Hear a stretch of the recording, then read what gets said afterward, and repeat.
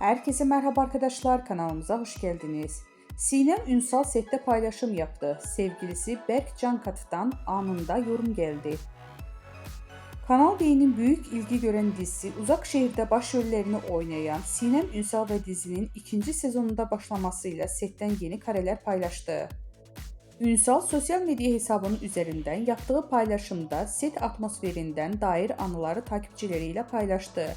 Bu paylaşım kısa sürede büyük beğeni toplarken sevgilisi ve aynı zamanda oyuncu olan Berk Cankat'tan anında bir yorum geldi. Sinem Ünsal dizide aile karakterine hayat verirken sette yaptığı paylaşımlarda adından söz ettiriyor. Geçtiğimiz aylarda yeni yaşını kutlayan oyuncu sosyal medyada sevgilisi Berk Cankat'tan gelen romantik doğum günü mesajı ile dikkatleri üzerine çekmişti. 2 yıldır birlikte olan ünlü çift doğum günü mesajları sosyal medyanın kullanıcıları tarafından ilgiyle takip edildi. Berk Cankat, Sinem Ünsal'a hitap ederek "Canım eşim" diye seslenmişti. Cankat'ın mesajında şunlar yazılmıştı: "Biricik yol arkadaşım, sevdiceğim, kıymetlim, neşem, gücüm, desteğim. İyi ki doğuldun, iyi ki hayatına kabul ettin beni. Nice